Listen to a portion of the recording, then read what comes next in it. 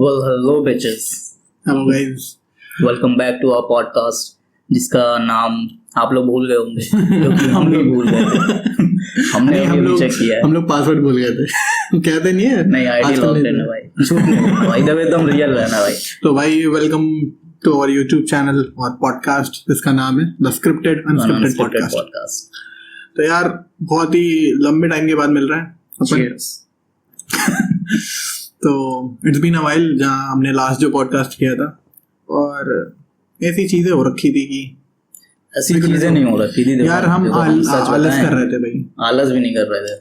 देखो बात ये है कि हमारे पास बहुत ज़्यादा प्रोफेशनल सेटअप है नहीं। ठीक है, हमारे पास एक और कॉन्सेप्ट आया था, हमने एक दो वीडियो शूट भी की थी उसमें, उसको हम धीरे धीरे उस पर भी वर्क करेंगे, लेकिन वो उतना अच्छा से काम नहीं किया।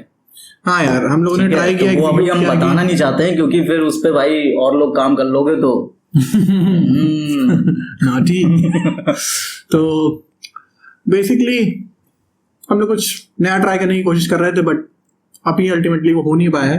तो इवेंचुअली आगे देखने मिलेगी शायद वीडियोस हम लोग की उसी फॉर्म में जो हम लोग सोच रहे हैं। कुछ नया आइडिया है।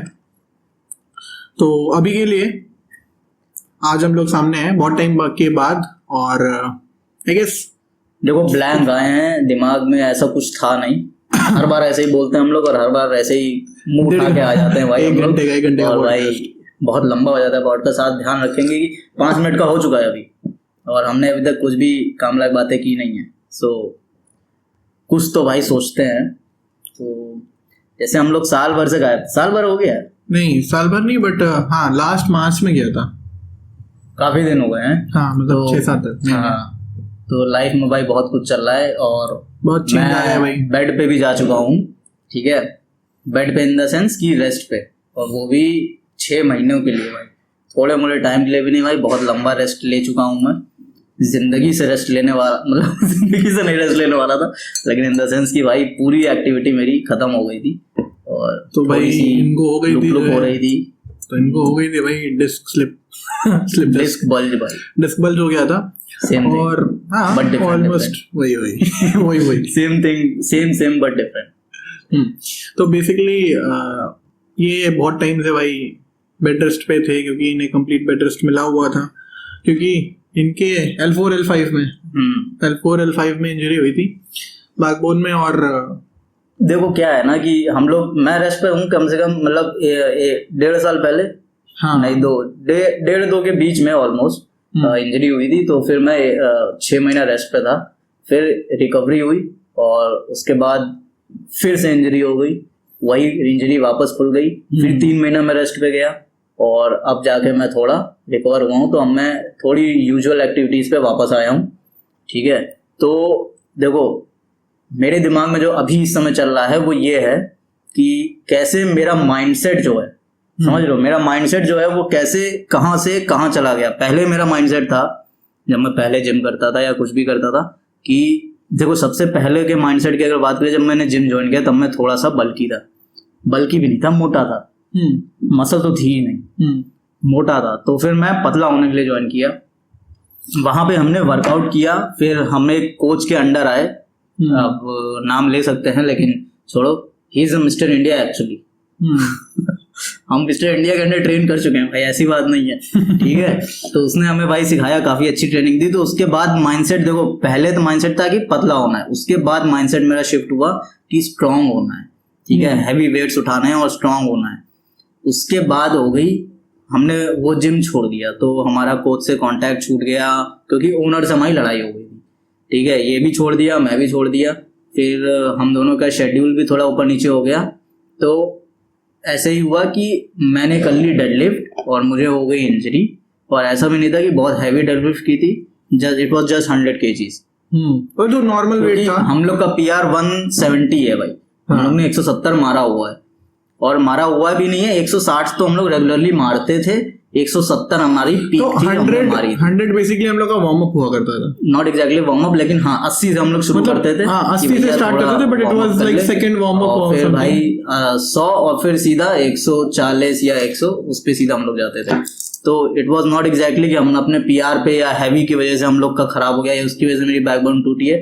क्यों गई ये तो मुझे अभी भी नहीं पता चलता, क्योंकि फॉर्म भी मेरी एकदम परफेक्ट थी उस समय, ठीक है, और कोच के अंडर नहीं था मैं, लेकिन एक बंदा जो काफी दिनों से ट्रेन कर रहा था उसने भी देखी थी फॉर्म, तो वो भी कह रहा था फॉर्म तो सही है। तो वो सब बाद में बात करते हैं, लेकिन मैं बात करना चाहता हूँ कि मेरा माइंडसेट जो चेंज हुआ वो फैट से स्लिम से हैवी लिफ्टिंग से again back to core strength करने की, इंजरी के बाद की हमारी फंक्शनल ट्रेनिंग की बात हो गई। तो बात यह है कि हमारा जो डिसीजन है वो तड़ साल पर साल चेंज हुआ है, मेरा सारा मेंटेलिटी पूरी चेंज हुई है। तो वही उसी पे आज हम सोच रहे थे कुछ बात करने की।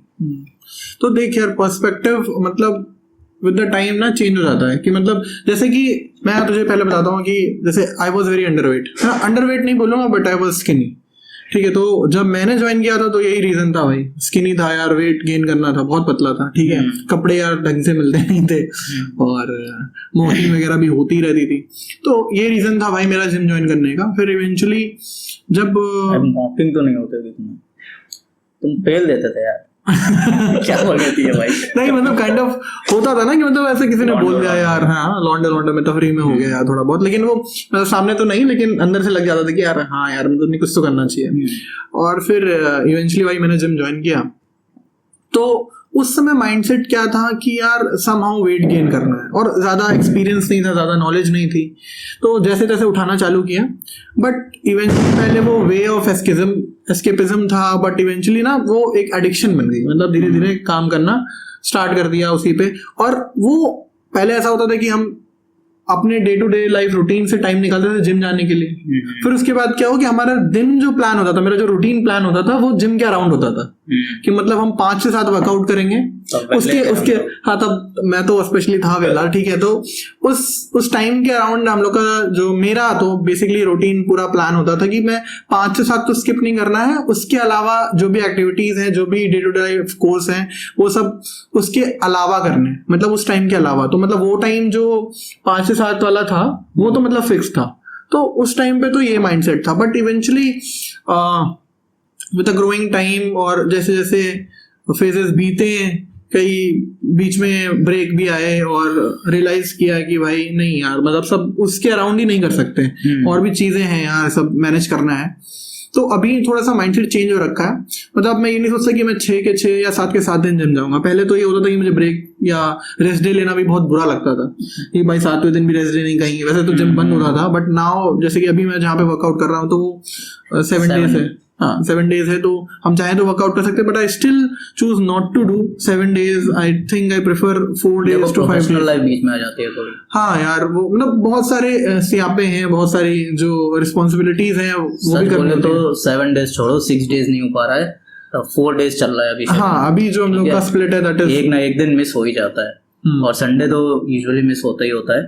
तो जैसे इसने कहा कि जब ये आया था तो ये स्लिम से थोड़ा हैवी होना या मस्कुलर होना चाहता था, तो मुझे नहीं लगता कि तुझे पता होगा इस समय कि मस्कुलर होना है तुझे कि क्या होना है। तुझे बस ये था कि मैं थोड़ा, बट देखो यार मेरा एक गोल था कि यार कपड़ों में अच्छा लगना है। मैं सीधी बता दूं, मेरा गोल ये था कि फिटनेस तो मेरे को नहीं मालूम था। हाँ मतलब एक तो वो होती है ना कि वो एकदम ऐसा एंड गोल होता है कि यार हाँ यार 3 साल में ऐसी बॉडी तो चाहिए, मतलब एक अनरियलिस्टिक रहती है, एक्सपेक्टेशंस रहती है। बट मेन ये था कि यार कपड़ों में थोड़ा सा ढंग का लगना है, ठीक है, एकदम वो सूखी डंडी की तरह नहीं कि कोई हम कपड़ा खरीद रहे हैं तो स्मॉल भी खरीद रहे हैं तो वो अटक जा रहा है बस ठीक है, तो वैसा नहीं चाहता था मैं। बट ये चीज थी, क्योंकि भाई मैंने बहुत लोगों को देखा है जो शुरुआत में आते हैं, उनको मसल्स और मतलब ज्यादा पता तो होता नहीं है, ऑफकोर्स हमें भी नहीं पता था। हम जब गए तो मेरे भी दिमाग में जो था कि ये तो नहीं था ना कि मैं अपना फैट को रिप्लेस करके मसल लाऊंगा।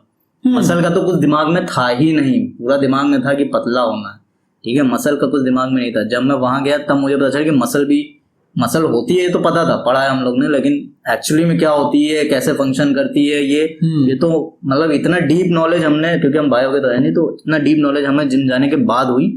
और वहां भी थोड़ा सा पर्सपेक्टिव चेंज हुआ, ठीक है, कि हमें मसल लानी है। फिर थोड़ा बहुत देखा कि अच्छा हम लोग ये कर सकते हैं, क्योंकि देखो पहले मैं जिम नहीं जाता था ना, तब मेरा पर्सपेक्टिव क्या था कि मेरा भाई जिम जाता था, तो उसने एक बार मेरे पापा से कहा कि आप भी जिम ज्वाइन कर लो। तो पिताजी ने कहा कि क्या करूंगा मैं जिम ज्वाइन करके, ये वो तो थोड़ी वो हुई टनाटन।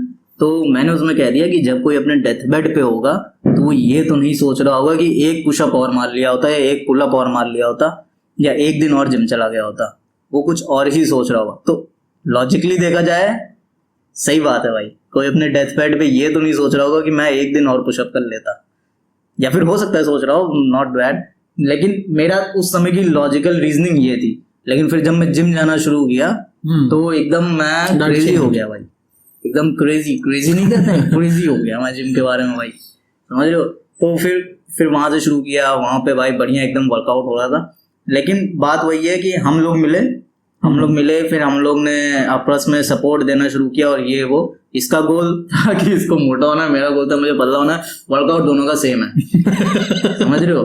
तो मैं अभी भी कहूंगा वर्कआउट में बहुत डिफरेंस होता भी नहीं है। अगर आपको पतला होना है, आपको मोटा होना है, वर्कआउट में बहुत डिफरेंस नहीं है, आपकी डाइट में डिफरेंस आएगा थोड़ा। देखो यार, डाइट इज बेसिकली 70 to 80% जो कि आपका डिफरेंस क्रिएट करेगी। तो वर्कआउट तो बहुत एक छोटा पार्ट होता है, बट या वर्कआउट हेल्प्स। बट मैं ये नहीं कहूंगा कि अगर आप वर्कआउट कर भी रहे हो, अगर आपकी डाइट इम्प्रॉपर है ना, तो आप कहीं डिफरेंस क्रिएट नहीं कर पाओगे। हाँ, थोड़ी बहुत आपकी मसल जो है उसकी तुम टोननेस जो बोल सकते हो वो टोन्ड हो जाएगी, but I don't think so कि आप बहुत ज्यादा डिफरेंस क्रिएट कर पाओगे आप। तो डाइट इज वेरी इंपॉर्टेंट। वो चीज भी हमें स्टार्टिंग में नहीं पता थी, क्योंकि मैं तुझे बताता हूँ कि भाई मेरे डाइट में डेढ़ साल तो हम लोग ने क्या ही खाया है भाई। एक साल तो आई रिमेम्बर कि मेरी डाइट ये होती थी कि एक दिन में मुझे 4 अंडे खा लूं तो आई वाज लाइक कि भाई क्रेजी कर लिया है डाइट। ये खाया है, मैं कुछ नहीं खाया हूँ, मैं दाल चावल पे जिंदा था जो प्रॉपर बिगिनर्स करते हैं, जो अपने दाल चावल पे जिंदा रहते हैं, वो एक साल मैंने किया। मैं अंडे नहीं खाता था, चिकन तो मैं छूता नहीं था क्योंकि मैं नॉनवेज खाता ही नहीं था ऑलमोस्ट, ठीक है। अंडे चिकन हो गया, और फिर वो तो अलग ही चीज हो गई। प्रोटीन पाउडर खरीदने के पैसे नहीं थे, मैं सोचता था कि पैसे बर्बादी है, ठीक है। बाकी सोर्स क्या बचा तुम्हारा प्रोटीन का? सोर्स है नहीं कुछ, दूध पीता था पहल के हाँ, दूध पीता था। देखो कमर फिर भी टूटी है, दूध पीता था। वहां पे भी नॉलेज की डेफिशिएंसी थी, घर वालों ने बचपन से दूध पिलाया, लेकिन कभी चेक नहीं किया कि इनके पास विटामिन D3 है कि नहीं है सारा कैल्शियम जा कहाँ रहा है? सारा कैल्शियम भाई, जब विटामिन D3 नहीं आपके पास तो एब्जॉर्ब तो हो नहीं पाएगा, तो कोई फायदा नहीं है उस कैल्शियम का। तो एक ये चीज अगर आप लोग देख रहे हो तो एक चीज नोट जरूर कर लेना, बिगिनर्स के लिए और वैसे भी यूजुअली लोगों के लिए भी है, कि अगर आप जिम जाने से पहले एक बार अपना बॉडी रूटीन जो चेकअप होता है वो एक बार जरूर कर लेना। अपनी डेफिशिएंसीज को जरूर पता कर लो कि आप में क्या क्या डेफिशिएंसी है, क्योंकि वो अभी आपको हो सकता है ना समझ में आए थोड़े दिनों में, लेकिन आने वाले लॉन्ग टर्म में आपको जरूर समझ आएगा। और अगर आप अभी भी कर रहे हो तो मैं अभी भी एडवाइस करूंगा कि एक बार करवा लिया करो, 6 महीने 7 महीने पे एक बार तो करवा ही लिया करो। देखो रूटीन चेकअप यार बहुत इंपॉर्टेंट है, ठीक है, जो इंडिया में देखो रूटीन चेकअप देखो तब होता है, जैसे मुझे ऐसा लगता है इंडिया में तब होता है जब आप डॉक्टर के पास जा रहे हो, बर्बाद हो जाते हैं। हाँ, तो वो जब CBC और वो एक कुछ है ना LFT KFT CBC, ये एक रटाया जो है, कोई भी आप किसी भी डॉक्टर के पास जाओगे, अगर वो दे रहा है तो आपको कुछ एक चीजें जरूर बताएगा। एक तो USD बता देगा अगर आपको पेट से रिलेटेड या स्टमक से रिलेटेड कुछ इश्यूज हैं। अदर देन दैट वो CBC LFT KFT ये जरूर सजेस्ट करते हैं, ठीक है। बट आई वुड से कि आप अपना ये जो विटामिन प्रोफाइल होता है ये जरूर चेकअप कराएं, ठीक है। विटामिन प्रोफाइल हो गया और आपका मिनरल्स प्रोफाइल हो गया, तो आप यहाँ पर ये जरूर चेक कराएं कि आपकी क्या डेफिशिएंसी है, कैल्शियम, विटामिन, आयरन के बहुत सारे टेस्ट होते हैं, ठीक है। तो ये अब लोगों को पता नहीं है। आई लेट यू नो कि किसी में, जैसे मुझे लास्ट टाइम पे B12 की डेफिशिएंसी निकली थी, ठीक है, और वो मुझे पहले पता नहीं था, बट जब मैं चेकअप के लिए गया तो मुझे B12 की डेफिशिएंसी मिली, और उससे 2-3 महीने पहले I was feeling very lethargic, ठीक है। और ये रीजन मेरे को पता नहीं था कि एग्जैक्टली क्या है, बट इवेंचुअली जब डॉक्टर ने बोला और फिर then I supplemented for 1 or 2 months for vitamin B12, तो मेरे को पता लगा कि मुझे बॉडी में और अपने एनर्जी लेवल में काफी चेंजेस मिले, ठीक है। वरना ये जो जिम वाला था कि एक तो रिजिड शेड्यूल नहीं था, वो तो अलग पार्ट है, वो तो विल पावर की बात आ गई, बट एक फिजिकल जो होता है ना स्टेट की आप एनर्जेटिक फील कर रहे हो, वो नहीं फील कर रहा था मैं, और it was because of deficiency of B12। अब लोगों को मालूम नहीं, लोग इतना सीरियस नहीं लेते हैं, लेकिन ये सारी डेफिशिएंसी आपकी डे टू डे लाइफ की एक्टिविटीज को भी हिंडर कर सकती हैं।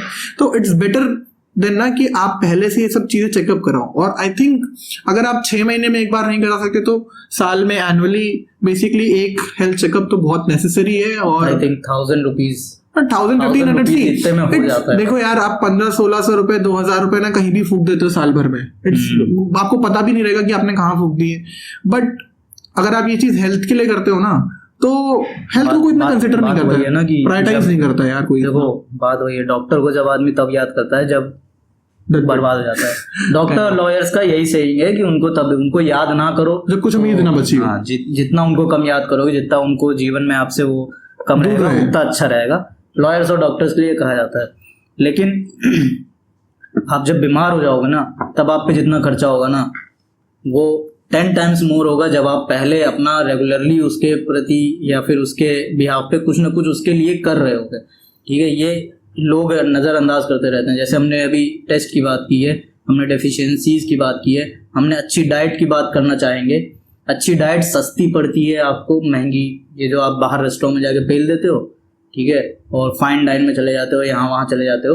आप एक दिन में कम से कम, अगर नहीं तो 2 लोग अगर जा रहे हो, और अगर फाइन डाइन है तो कम से कम 8 to 1000 इतना तो पड़ जाता है। ज्यादा फाइन डाइन में तो और ज्यादा, फाइन डाइन में तो और ज्यादा हो जाएगा मुझे तो लग रहा है। लेकिन 800 से 1000 रुपए के बीच में इतना तो बिल आ जाता है, वो भी एक दिन का। और मेरे को जहां तक लगता है, ये जो नॉर्मल लोग हैं जो थोड़े बहुत भी करते हैं, ये 10-15 दिन में एक बार तो चले जाते हैं फैमिली के साथ। हाँ, फैमिली नहीं, दोस्तों के साथ या कुछ भी, तो वो चले जाते हैं। ठीक है, अगर आप अपनी डाइट सही रखोगे तो आपको वहां तक पहुंचने की जरूरत ही नहीं पड़ेगी भाई।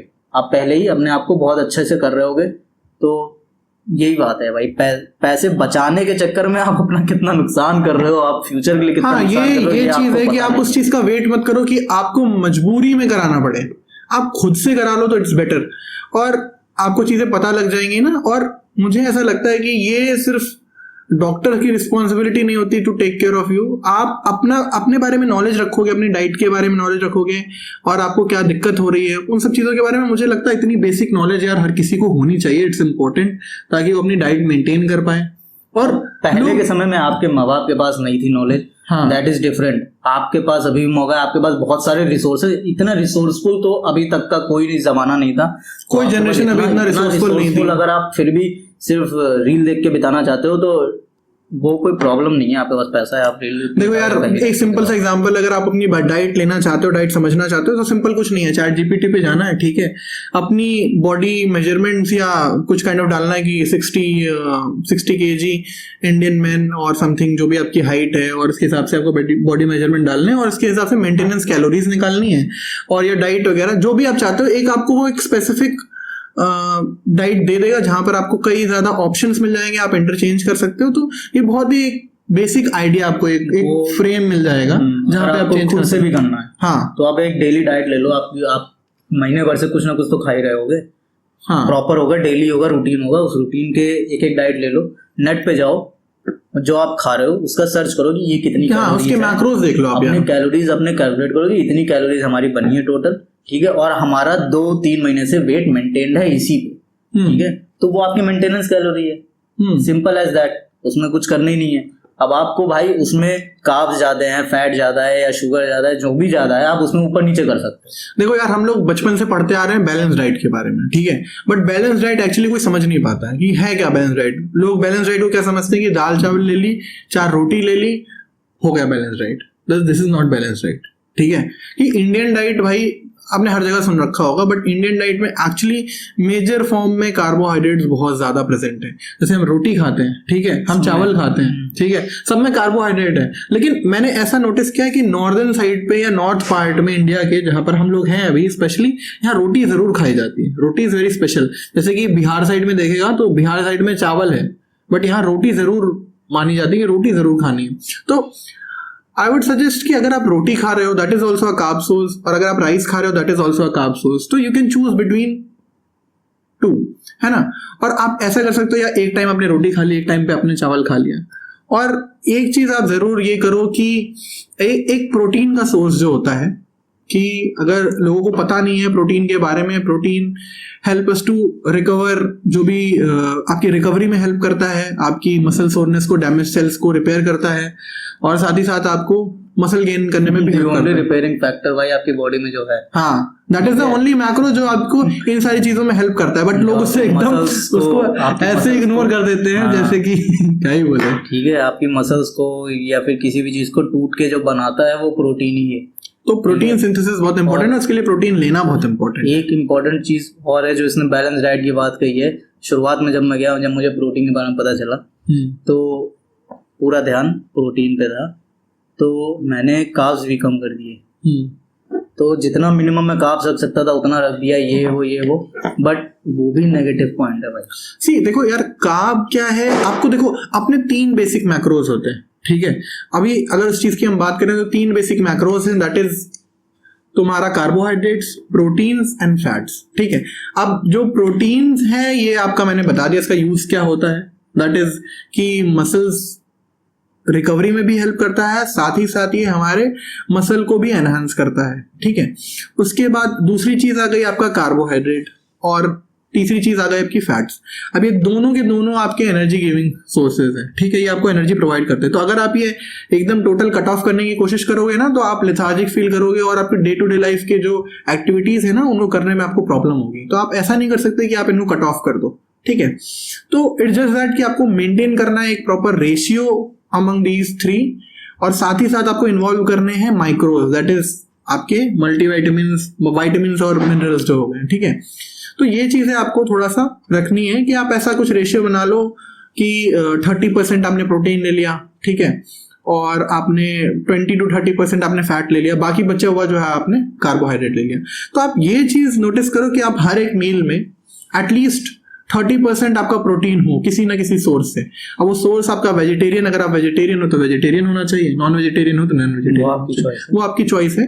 But this is what a balanced meal look like, ठीक है। तो ऐसा नहीं होता है। एक और बात है कि जैसे लोग टैबलेट्स खाने से बहुत डरते हैं इंडिया में खासकर, यूथ तो चलो खा भी रहा है, लेकिन जैसे घर वालों के सामने तुमने अगर कोई भी ऐसी सप्लीमेंट बिना डॉक्टर के, हाँ नहीं बिना डॉक्टर के तो चलो ठीक है कि नहीं लेना चाहिए, वो ऑल दैट सही है, लेकिन अगर कोशिश की भी, जैसे अभी भी कि अगर मैं तुम्हें बताऊं तो मेरी मम्मी का है कि अगर आपको बीपी है तो आप उसको जितना कंट्रोल कर सकते हो कर लो, दवाई खाना मत शुरू करना, ठीक है। तो चलो ठीक है, उनकी थिंकिंग हो सकता है सही हो गलत हो, उसमें नहीं जाना है ज़्यादा, बायो में मैं जो घुसना नहीं चाहता हूँ, लेकिन टैबलेट्स खाना बुरी बात नहीं है, वो तो चलो ठीक है डिजीज के लिए, लेकिन जो सप्लीमेंट्स की टैबलेट्स की मैं बात कर रहा हूँ, दे आर बेसिकली मॉलिक्यूल्स, ठीक है। आप किसी एक केला खाया उसमें कुछ पोटेशियम और वो सब है, तो वही मॉलिक्यूल्स को हमने ज्यादा उठा के ज्यादा इकट्ठा करके एक टैबलेट फॉर्म में आपको दे दिया है। आप किसी भी चीज की ज्यादा करोगे तो ऑफकोर्स वो नुकसान करेगा, बट द पॉइंट इज कि इसीलिए आपको एक चेकअप करवाओ, आप एक राय लो डॉक्टर से, और फिर उस सप्लीमेंट्स को इम्प्लीमेंट करो अपनी बॉडी पे, आपको चेंज दिखेगा। सप्लीमेंट्स बुरे नहीं होते हैं जब तक वो असली हो, हाँ, असली भी होगा, उनकी क्वालिटी मैटर करती है यार। नुकसान तभी करेगा जब वो नकली होगा, क्योंकि अब भाई नकली तो भाई आपको सब्जी मिल रही है, और बहुत लोग तो चावल भी बहुत बोलते हैं कि नकली होता है, और दूध तो पता ही नहीं कैसे मिल रहा है दूध की, तो बेसिकली आपको ये चीज का पता तो असली नकली तो आप चलो वो तो किस्मत है आपकी कि आपको नकली मिल गया, तो नहीं मतलब एक जो ये मिथ बना हुआ है ना, दैट आई वुड टेल कि ये प्रोटीन्स के मतलब सॉरी प्रोटीन बोल रहा हूँ मैं, हाँ प्रोटीन के डब्बे, और ये भी एक मिथ है, हाँ सप्लीमेंट जो है ये भी एक मिथ है। देखो सप्लीमेंट का क्या है, बेसिकली उसका आइडिया क्या है, उसकी जिस्ट ये है कि वो आपको हेल्प करता है, थोड़ा कन्वीनियंट मेथड है। आप में किसी चीज की डेफिशिएंसी निकली ना, तो आप अपनी डे टू डे लाइफ में उतना जो भी विटामिन की डेफिशिएंसी है उतना आप कंज्यूम नहीं कर पाओगे, क्योंकि आपको जो होल फूड से है वो उस अमाउंट में नहीं मिल पाएगा। तो आपकी ये जो आपकी टैबलेट्स होती हैं, मल्टीविटामिन्स होती हैं, they help you to overcome that. तो आपको एक कन्वीनियंस आपकी जो है ये इंक्रीज करती हैं, and I don't think so कि इसमें कुछ बुरा है, ठीक है। मैं एक और बात, हाँ ये बात तुमने सही की, लेकिन अगर आपको खाने से अगर आपकी चीजें पूरी हो जा रही हैं, then never switch to supplements. हाँ देखो यार, आप उनको अगर आपका नेचुरल सोर्सेज से सब कुछ हो जा रहा है, नेवर स्विच टू सप्लीमेंट्स। लेकिन प्रॉब्लम क्या होती है कि हमारा पूरा नहीं हो पाता है, हमारा शेड्यूल इतना बुरा बिजी रहता है। आप कॉलेज जा रहे हो, स्कूल जा रहे हो, घुनिया लहसुन जो भी कर रहे हो, आपका शेड्यूल इतना बिजी रहेगा, आप अपना डाइट प्लान नहीं कर सकते। बहुत अमीर हो, आपने एक डाइटिशियन रख रखा है, आपने कुक रख रखा है, बिल्कुल सप्लीमेंट्स में मत जाओ भाई, आप नेचुरल डाइट पे रहो। बहुत लोग, ज्यादातर बॉडी बिल्डर्स को मैंने सुना भी है, वो यंग्स को यही एडवाइस करते हैं, और प्रोफेशनल बॉडी बिल्डर्स की बात कर रहा हूँ कि अगर तुम अपना अभी का प्रोटीन, जितना यंग प्रोटीन है, तुम मतलब तुम हैवी वेट में चले गए, तुमने बहुत मसल बिल्ड कर दी, तो वो तो पॉसिबल नहीं हो रहा है, तो ठीक है, लेकिन अगर तुम जितना हो सके उतना तुम अगर नेचुरल फूड से प्रोटीन निकाल सको अपनी बॉडी का, देन दैट इज गुड। देखो यार सिंपल सी बात है कि तुम यार रिप्लेस नहीं कर सकते हो, तुम उसकी हेल्प ले सकते हो, ठीक है। अब तुम ये नहीं कर सकते तुमने खाना खाना बंद कर दिया, तुमने होल फूड से प्रोटीन लेना बंद कर दिया और तुमने प्रोटीन पाउडर लेना स्टार्ट कर दिया। That's not the way around. आपको ये चाहिए कि आपका सपोज करो आप 60-70 ग्राम यार होल फूड से अपना, अगर सपोज करो आपका 100 ग्राम का गोल है और आप 60-70 ग्राम जो है फूड जो है प्रोटीन जो है वो आपने होल फूड से ले रहे हो, तो वो जो बचा हुआ 30 ग्राम्स है या 25 ग्राम्स है उसको कंप्लीट करने के लिए you can take the help of the protein supplement. That is it. What ये एक इनका मेन हम लोग अगर बताएंगे तो वो eggs 4x 4 to 5x, मैं तो वो भी नहीं लेता हूँ, ये लेता है और जो मैक्सिमम प्रोटीन जो हम लोग निकाल रहे हैं वो हमारा चिकन, ठीक है, वो हमारा चिकन सोर्स जो है वो मैक्सिमम प्रोटीन सोर्स है, अराउंड 60 to 65 ग्राम वहां से आ रहा है। बाकी तुमने अंडे से लिए अगर 10 ग्राम 15 ग्राम 20 ग्राम जितने भी लिए, ठीक है, वो हो गया।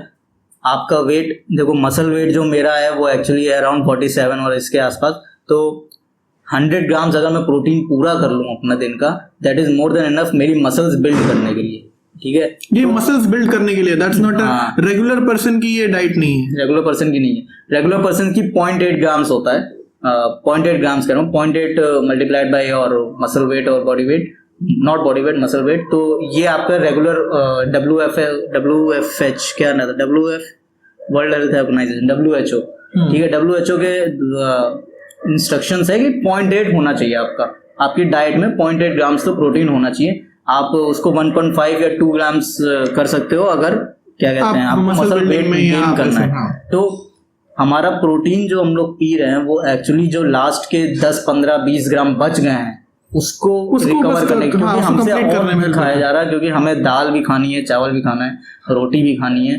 देखो यार ये एक बहुत, मैं तुम्हें बताता हूँ कि ये ऐसा एक चीज है ना कि आप बॉडी बिल्डिंग में सोचते हो कि नहीं यार आप सिर्फ ये चिकन राइस ये कर लोगे, बट देखो यार बात करते हैं प्रैक्टिकली ये पॉसिबल नहीं होता यार। आप घर पे रह रहे हो, आपको घर का फूड भी खाना है यार, और आप ऐसा इंडियन आप ये समझते हो कि आप खाने से लाइफ है भाई, ठीक है। तो मतलब खाना तो इम्पोर्टेंट है, और घर का खाना बाहर का खाना ये सब खाना है आपको भाई, ये नहीं खाओगे तो क्या है। मैं बता रहा हूँ तुम्हें, एक डाइट पे रहने में इतना रोना आ जाएगा ना तुम्हें।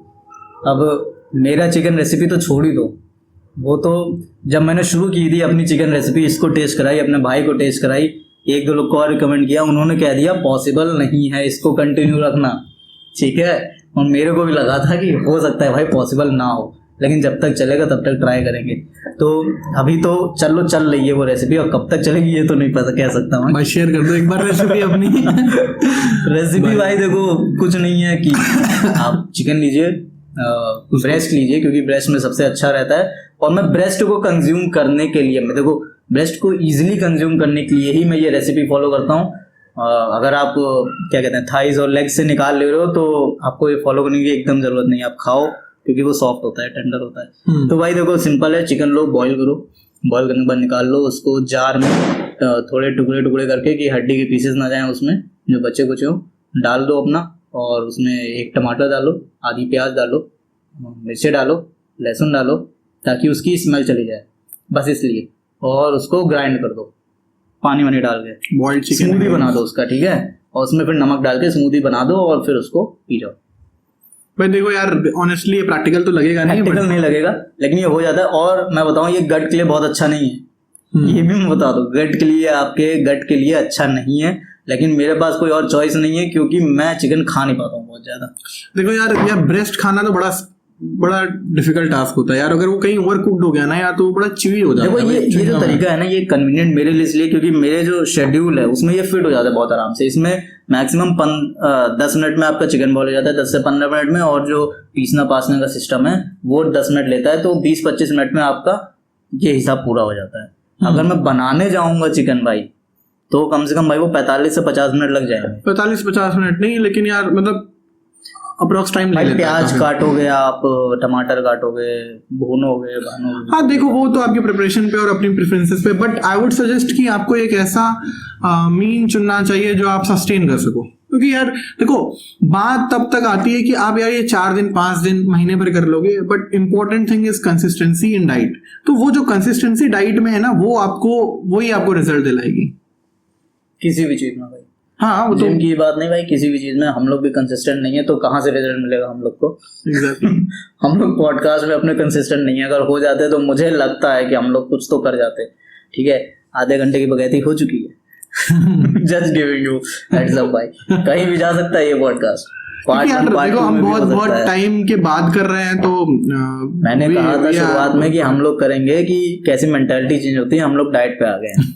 तो let's just go back to our topic और हम लोग डिस्कस करते हैं कि ठीक है, आजकल जो सिनेरियो चल रहा है कि आई वुड आस्क यू कि भाई मतलब जैसे मैं तो अभी यार फिंगर क्रॉस्ड अभी ऐसा कुछ इंजरी नहीं हुई है मुझे, मतलब माइनर इंजरीज तो होती रहती है यार जिम में, थोड़ा बहुत कभी शोल्डर इम्पेंजमेंट का इश्यू आ गया या कभी कोई कुछ भी ऐसा थोड़ा सोरनेस है या कुछ पर्टिकुलर क्रैम्प वगैरह आ गया, तो ऐसी चीजें तो हो जाती हैं डे टू डे लाइफ में यार, लगा रहता है जिम आप कर रहे हो, ठीक है।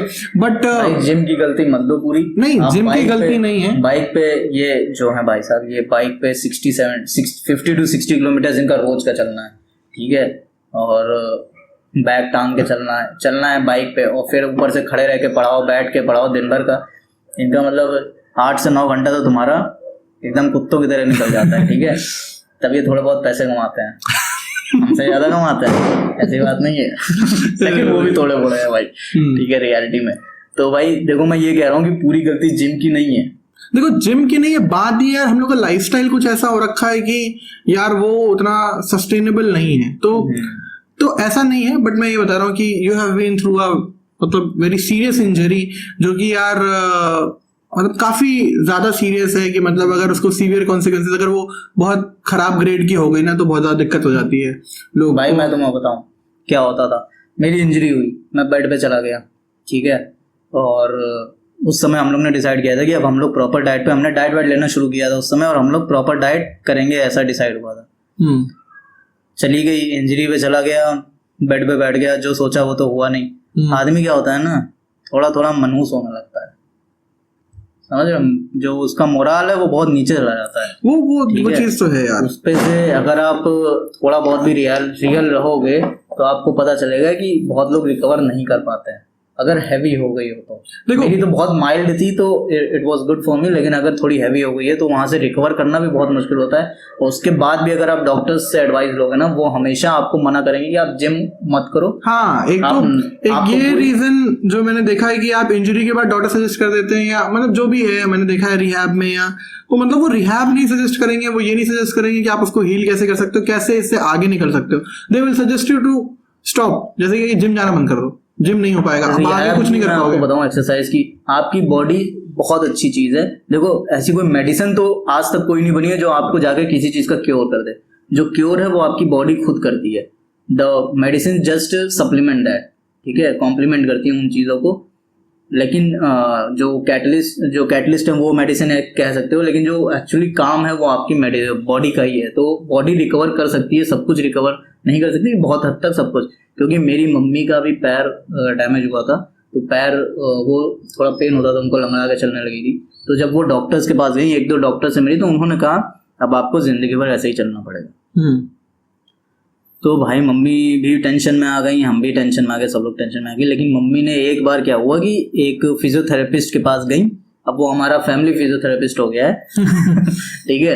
तो उसके पास गई, उसके पास उन्होंने बहुत समय तक ट्रेन किया, बहुत समय तक अपनी इंजरी को सही किया। उसके बाद उन्होंने एक जिम ज्वाइन किया पीछे।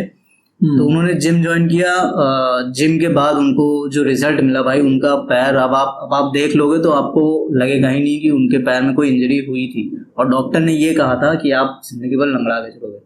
और इतना ज़्यादा चेंज आया वर्कआउट और इस डाइट की वजह से। उस समय डाइट भी बहुत अच्छी चल रही थी, उन्होंने अपना वेट लॉस किया, अपनी इंजरी बहुत अच्छी की। क्यों? क्योंकि मसल अच्छी हो गई थोड़ी सी, वहाँ पे स्ट्रेंथन हुआ वो एरिया। तो फिर वहाँ से क्या हुआ कि इंजरी गायब हो। सेम थिंग विद मी, जब मेरे साथ हुआ इंजरी हुई तो डॉक्टर ने कहा कि आपको संभल के उठना है, संभल के बैठना है, कोई सामान आगे नहीं उठाना है, ये वो बहुत सारी चीज़ें कहीं। तो मैंने वर्कआउट का सपना तो छोड़ ही दिया था भाई। लेकिन फिर मैंने क्या, एक जिम ज्वाइन किया, मतलब थेरेपी तो करवा ही रहा था, लेकिन फिर मैंने कहा इससे बहुत ज़्यादा इफेक्ट पड़ नहीं रहा है, बहुत ज़्यादा कोर स्ट्रॉन्ग हो नहीं रहा है या फिर जो भी है। तो मैंने एक जिम ज्वाइन किया, फंक्शनल ट्रेनिंग के लिए मैंने ज्वाइन किया कि दिनचर्या तो कम से कम मैं अपनी कर ही सकूँ, इतना तो ट्रेन हो जाऊँ। तो वहाँ पे जाके जब मैंने ज्वाइन किया तो उन्होंने मैंने पीटी ली थी, एक्चुअली पैसा बहुत लगा था, लेकिन रिजल्ट भी उन्होंने दिया। क्योंकि उन्होंने मुझे, देखो मसल स्ट्रांग हो गई थी, ये मुझे नहीं पता था, ये उन्होंने मुझे कॉन्फिडेंस दिलवाया। उन्होंने धीरे धीरे एक्सरसाइजें शुरू करवाई, डेडलिफ्ट तक उन्होंने मुझसे करवाई, मुझे धीरे धीरे वर्कआउट पे अपने उतारा, कोर बेस्ड एक्सरसाइजेस बढ़ा दी उन्होंने मेरी, तो उसकी वजह से मेरा कॉन्फिडेंस बहुत ज़्यादा बिल्ड हुआ। तो अगेन फिर मैंने छोड़ दिया क्योंकि बहुत महंगा पड़ रहा था, तो मैंने छोड़ दिया और फिर मैं खुद से करने लगा। अब हम लोग साथ में ही जिम जा रहे हैं, हम लोग वापस से अपने डेली रूटीन पे आ गए हैं। तो मैं ये कहना चाहूँगा मेंटालिटी देखो शिफ्ट कितनी ज़्यादा हुई है मेरी। पहले पतला होने गया, पतला होने के बाद मैंने सोचा कि पतला होने के बाद फिट के बाद मैं हैवी लिफ्टिंग करूंगा, हैवी लिफ्टिंग के बाद इंजरी हुई, इंजरी के बाद अब मेरी मेंटालिटी थी कि कोर स्ट्रेंथ करूंगा, कोर स्ट्रेंथ हो गई है तो अब मेरी मेंटालिटी है कि कोर स्ट्रेंथ भी करूंगा और मतलब अपनी फिजिक पे भी काम करूंगा। तो देख रहे हो पूरी सीरीज, पूरी जर्नी है भाई ये, और अभी जर्नी टचवुड भाई चलती रहे तो अच्छा है भाई। देखो यार, फिटनेस का क्या है कि फिटनेस की मीनिंग ना बहुत सबके लिए बहुत अलग अलग है, ठीक है। जब वो स्टार्ट करते हैं तो बहुत लोगों को मैंने देखा, उनके पीछे बहुत सारे रीजन होते हैं यार, कि कई लोग बहुत इनसिक्योर होते हैं, लाइक अस, तुझे वेट कम करना था, मुझे वेट बढ़ाना था, ठीक है, एक ये रीजन हो गया। कुछ लोग को फिटनेस का मीनिंग होता है कि नहीं यार, उनकी फंक्शनल ट्रेनिंग मतलब डे टू डे लाइफ में एक्टिविटी, उनकी एक फिजिकल एक्टिविटी हो, वो इंक्लूडेड हो, तो वो उनका पर्पस होता है।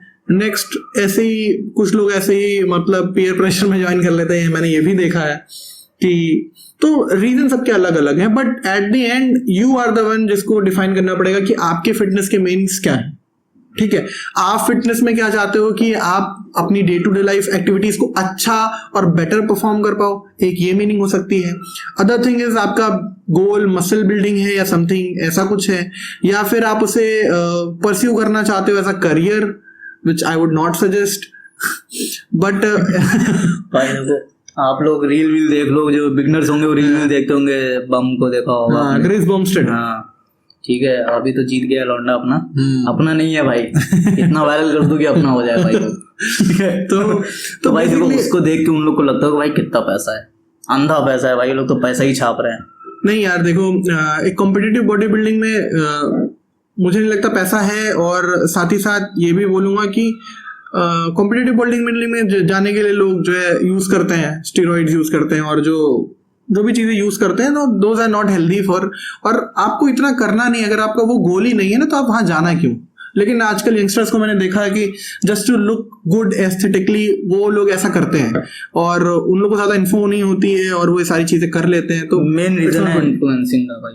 हाँ यार, कि मतलब एक ये जो कुछ चीजें होती हैं जो आपके बॉडी स्ट्रक्चर पे डिपेंड करता है, ठीक है। मैं सेम वर्कआउट करूंगा, ये सेम वर्कआउट करेगा, इसकी बॉडी अलग बिल्ड होगी, मेरी बॉडी अलग बिल्ड होगी, ठीक है। हाँ, तो यहाँ पे जेनेटिक्स आ जाएंगे, तुम्हारे एब्स आसानी से आ जाएंगे, मेरे एब्स आने में शायद आए भी ना भाई, क्योंकि इतना गंदी मेहनत करनी पड़ेगी मुझे, ठीक है। पूरी डाइट की भी गलती नहीं है, थोड़ी जेनेटिक्स तो काम करती है, इसको एकदम नजरअंदाज नहीं। देखो जेनेटिक्स काम करती है, बट आप उसको जेनेटिक्स का रोना लेकर आप ये नहीं कर सकते कि यार आप डाइट छोड़ दो, वर्कआउट करना छोड़ दो, नहीं यार मेरे जेनेटिक्स ही खराब है, मेरे जेनेटिक्स खराब है, मेरे ऐसे हैं वैसे हैं, मेरी बॉडी पे मसल बिल्ड नहीं हो रहा, ये नहीं कर सकते आप। तो बात वही है कि जब बंदे करते हैं और सामने वाले को, जैसे हम तुम कर रहे हैं, तुम्हारे एब्स आ गए, तुम्हारी बॉडी जल्दी अच्छी बिल्ड हो गई, तुम मुझे मीजो लगते हो थोड़े से, है ना, तो इसकी क्या है कि ये कम भी कर सकता है, बढ़ा भी सकता है। ऐसा मुझे लगता है कि तू कम भी कर सकता है, बढ़ा भी सकता है अपनी चाहत पे, ठीक है। मेरे साथ ऐसा नहीं है, मुझे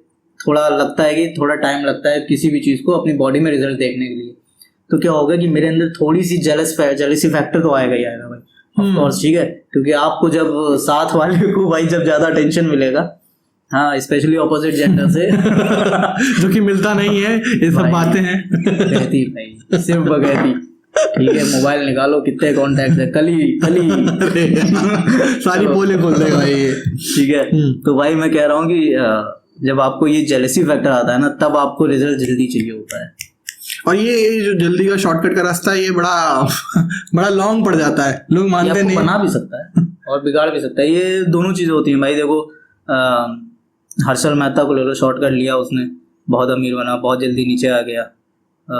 बॉडी बिल्डिंग में अगर देखा जाए तो अपना एक लौंडा था यार, उसका नाम मैं भूल गया, जिसने एस्थेटिक, नहीं वो नहीं, एक मतलब अपना नहीं था, अमेरिका का था वो एक्चुअली, उसने एस्थेटिक लाया था, जेड से नाम था ना, ZY ऐसे ही करके था यार,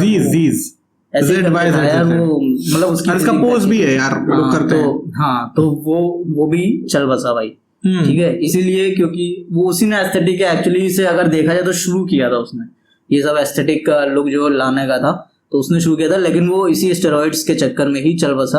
और बहुत लोग अगर तुम देखोगे यार हार्ट अटैक से बहुत मरते हैं, ठीक है। देखो यार देखो स्टेरॉइड लेना वो एक ना चॉइस है, ठीक है, तो वो चॉइस आप तभी प्रेफर करो ना, वो मतलब कि एक बहुत एक डिफिकल्ट चॉइस है, वो आप तभी प्रेफर करो कि जब आपका कुछ गोल ऐसा हो, जब आपको उससे कुछ आप उतनी लाइफ अपनी सेक्रीफाइस करना चाहो यार, ठीक है, तो वो अपनी चॉइस है पर्सनल, जिसको लेना है वो लेगा ही भाई। ऑब्वियसली हमारी बातें कौन ही सुन रहा है कि मतलब वो हमारी बातें सुन के ना ले, बट आई वुड सजेस्ट यार हम तुम्हें मना नहीं कर रहे भाई, मन्नत बिल्कुल लो भाई, बस हम इतना बता रहे हैं। तो बस कहने का मतलब ये है कि वो आपकी चॉइस है, और मुझे नहीं लगता कि अगर आपका गोल उस फील्ड में जाने का नहीं है तो आप वो लेकर वो चीजें वर्थ इट है, मतलब मेरे हिसाब से। This is my perspective, at least हम यहाँ इस पॉडकास्ट में ये डिस्कस कर रहे हैं कि हमारा पर्सपेक्टिव क्या है। बॉडी बिल्डर को देखा था, वो उसके आर्म यहाँ से एल्बो से आर्म टूट गया था, तो फिर से रिकवरी की, तो उसको भी डॉक्टर ने मना कर दिया कि अब तो तुम लिफ्टिंग विफ्टिंग नहीं कर पाओगे, बॉडी बिल्डिंग छोड़ दो। तो उसने रिजॉर्ट किया स्टेरॉइड्स पे, और उसने जीता, नाम मैं भूल गया हूँ, सेकंड आया था शायद, सेकंड आया था, लेकिन तब भी उसने स्टेरॉइड्स का फायदा लिया और वो जीता। और फिर पता नहीं रुका कि आगे बढ़ा कि जो भी है, लेकिन उसको रिजल्ट दिखा, उसको पता था उसको क्या करना है। आपको अगर सिर्फ बॉडी शो करनी है ना, तो उसके लिए अगर आप स्टेरॉइड्स ले रहे हो, बहुत रिस्की चीज़ है वो, आपके इंटरनल ऑर्गन्स पूरे डैमेज हो जाते हैं, आपको समझ नहीं आएगा अभी, ठीक है, वो बहुत रिस्की चीज़ होती है। तो तब तो मुझे नहीं लगता कि वो बेनिफिशियल है। और भाई अगर आप लो भी हो तो भाई किसी कोच के अंडर गाइडेंस में लो यार, एटलीस्ट वो आपको सजेस्ट करेगा कि क्या, वो तो छोड़ ही दो, बहुत सारे कोच ऐसे ही हैं, ठीक है, वो तो नहीं आपको मतलब दे देंगे, आपको लगेगा कि हाँ भाई, इसको तो बहुत पता है भाई, खुद तो चॉइसेस नहीं यार, तो मतलब ये देख समझ के लो, आपकी लाइफ की बात है, और दैट आई वुड से। और उसके बाद साथ में जैसे उसने पर्सपेक्टिव की बात की, तो पर्सपेक्टिव यार आपका ना चेंज हो जाता है, टू बी ऑनेस्ट। मेरा भी चेंज हुआ, मैंने जैसे कि बताया था कि मेरा पहले डे उसी के अराउंड में प्लान होता था, बट अब इट्स डिफरेंट। तो अब मुझे वर्कआउट करना है because I want to be fit, और हाँ मसल बिल्डिंग अभी भी गोल है मेरा, बट उसके लिए मैं और चीज़ें छोड़ नहीं सकता, दैट्स चेंज्ड नाउ। और मैं सोचता हूँ कि अब मैं ये नहीं कर सकता कि मैं 7 के 7 दिन वर्कआउट कर रहा हूँ, कुछ भी छोड़कर, अपना इंपॉर्टेंट काम छोड़कर वर्कआउट कर रहा हूँ। अभी मेरा एक रूटीन है, और उस रूटीन के अंदर मुझे अपने वर्कआउट को डालना होता है, और उस चीज़ में मैं कंसिस्टेंसी बनाने की कोशिश कर रहा हूँ। अभी हम दोनों बनाने की कोशिश कर रहे हैं, क्योंकि कंसिस्टेंसी जो एक चीज़ है यार, मतलब हम ट्राई करते हैं, बट कुछ जगह पे अभी थोड़ा सा प्रोफेशनली बहुत डायलेमा में हूँ। मेरी तो बात ही अलग चल रही है भाई, ठीक है। तो देखो बात ये है कि सबसे बड़ी बात ये भी है कि आप किस रीजन से जिम ज्वाइन करो, ये बहुत जरूरी होता है, क्योंकि लोग जिम ज्वाइन कर लेते हैं बिना सोचे समझे कि जिम में तो हो ही जाएगा। अगर आप पतले होने जा रहे हो, मोटे होने जा रहे हो, नो डाउट आप जिम ज्वाइन कर लो, कोई बात नहीं है। लेकिन अगर आपको किसी स्पोर्ट्स खेलने में मजा आती है तो आई वुड सजेस्ट कि आप स्पोर्ट्स की तरफ जाओ, ठीक है, स्पोर्ट्स की तरफ जाओ, अपनी डाइट सुधारो, आपको बहुत अच्छा रिजल्ट मिलेगा जिम के कंपैरिजन में, क्योंकि जिम से आपकी बॉडी रिजिड हो जाएगी। क्योंकि आप जब ज्वाइन करोगे ना तो वार्म अप तो छोड़ दो कोई करता ही नहीं। मैंने तो भाई अच्छे अच्छे बॉडी बिल्डर्स देखे हैं आए हुए, वो वार्म अप करते ही नहीं है। वार्म अप के नाम पे उन्होंने 2 बार हाथ ऐसे घुमा लिया, 2 बार हाथ ऐसे घुमा लिया और ऐसे ऐसे कर लिया, and that's it, warm up हो गया। और हर दिन का वही वार्म अप है, आपकी बैक हो, लेग हो, सब हो, ठीक है। कुछ लोग तो भाई सिर्फ पुल अप कर लेते हैं and that's warm up. Pull up is not a warm up bro, भाई इट्स अ एक्सरसाइज। तो ये तो मत ही करो भाई, ये तो बड़ा गंदा लगता है। मैंने बिगनर्स में देखा, even I have done that, कि हमारे जैसे यार अर्ली टाइम पे करते थे कि हमारा जब पुश वर्कआउट होता था, बेसिकली अगर हम चेस्ट की बात करें, चेस्ट और ट्राइसेप्स, तो हमारा जो पहला वार्म अप होता था वो तो मतलब जो बेसिकली हम लोग ब्लड फ्लो के लिए करते थे, जो वार्म अप एक्टिविटीज होती थी वो तो अलग चीज है, but we used to do around 40 to 60 pushups for warm up. हमारे 12 या 15 का एक सेट होता था, and we used to do 4 sets of that, और ये हमारा वार्म अप होता था। देन हम वर्कआउट करते थे, और वर्कआउट में हमारी at least 5 to 6 exercises were there, और सबके 3 से 4 सेट, आई गेस 3 भी नहीं बोलूंगा, सबके 4 सेट रहते हैं, 2.5 घंटे। और जो भयंकर ओवर वर्कआउट करते थे हम लोग, मतलब इतना गंदा वर्कआउट करते थे भाई, इंटेंस। मैं तुम्हें अभी एक बात बताता हूँ, तुम जिम में चले जाना, ठीक है, किसी भी बिगिनर को देख लेना, उसका चेस्ट डे जिस दिन होगा पुश, वो उसको ऑफ कोर्स बिगिनर है तो नेसेसरी तो नहीं है, लेकिन बहुत हद तक देखा है कि वो पुशअप तो नहीं कर पाते हैं, बहुत डिफिकल्ट होता है उनको अपना बॉडी वेट से पुशअप करना। वार्म अप में वो लोग पुशअप करेंगे और डंबल जब एक्सरसाइज की बारी आएगी तो 2.5 किलो 5 किलो उठाएंगे। आप समझ रहे हो? तो ये कितनी उल्टी चीज है। खुद सोच के देखो किस में ज्यादा इंजरी का खतरा है, किस समय ज्यादा। आपका जब आप बॉडी उठा नहीं पा रहे हो उसको जबरदस्ती आप वार्म अप में डाल रहे हो आपका खून गर्म करने के लिए।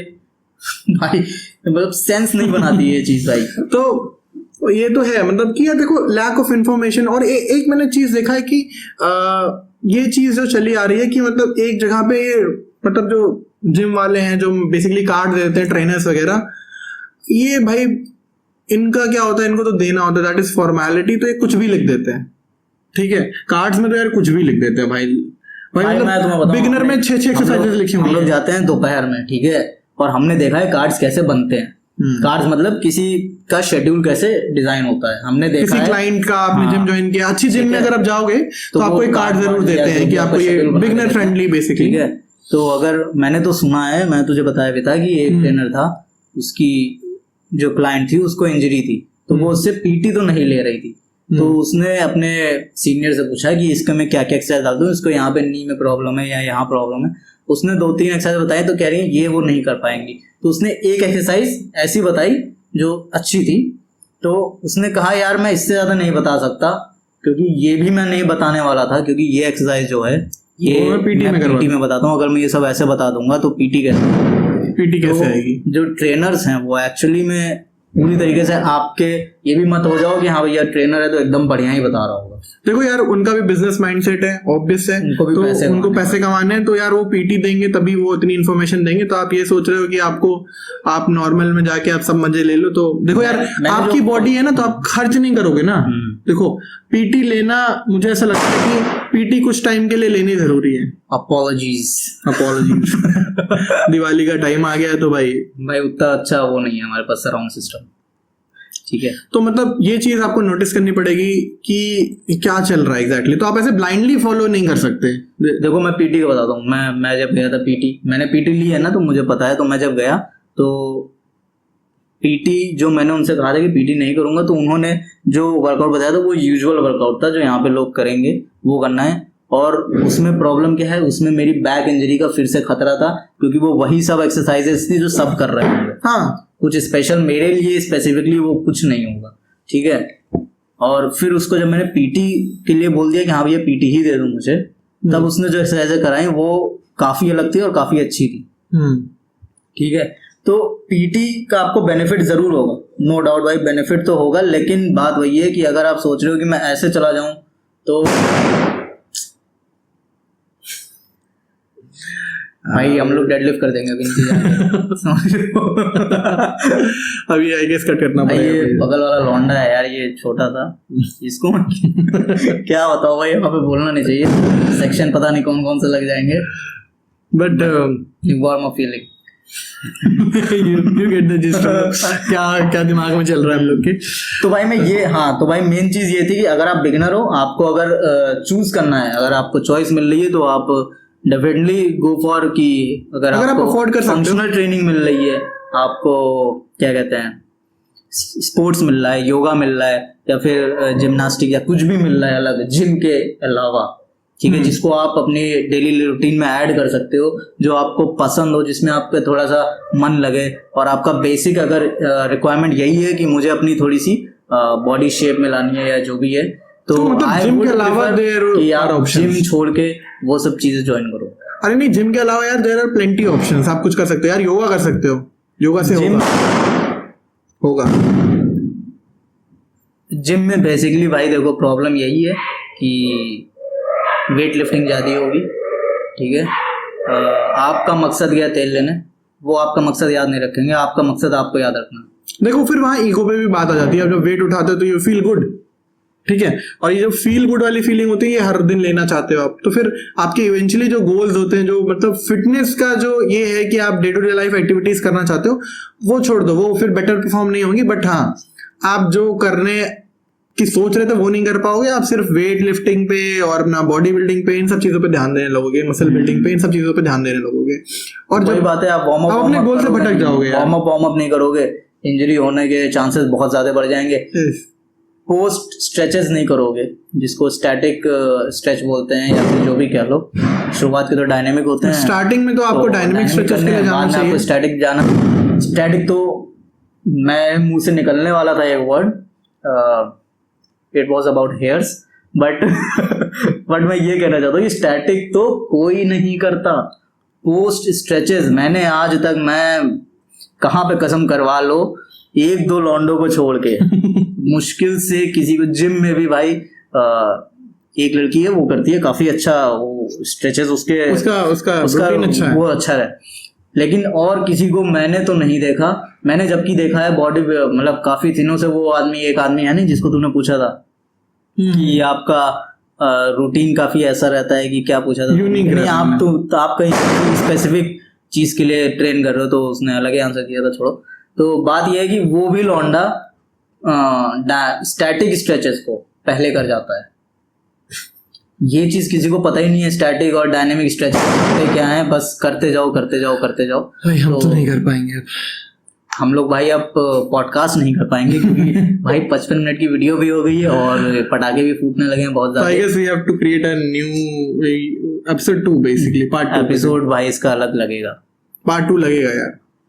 सो फिलहाल के लिए जो अभी था वो जस्ट, अगर मैं समराइज करना चाहूँ 30 सेकेंड्स इट विल टेक, कि अपने डाइट पे ध्यान दीजिए, ठीक है, अपने कैलोरीज को नजरअंदाज मत करिए, कैलोरीज कार्ब्स हो गया, प्रोटीन हो गया, उसको। और एक चीज और, आपकी फिटनेस की रिक्वायरमेंट क्या है, आपके फिटनेस की मीनिंग क्या है, वो खुद आपको डिफाइन करनी होगी, एंड आई गेस वो बहुत उसके हिसाब से आपको कोई भी चीज चूज करनी होगी, कि आप जिम चूज करते हो या क्या चूज करते हो, और चेकअप इम्पोर्टेंट है।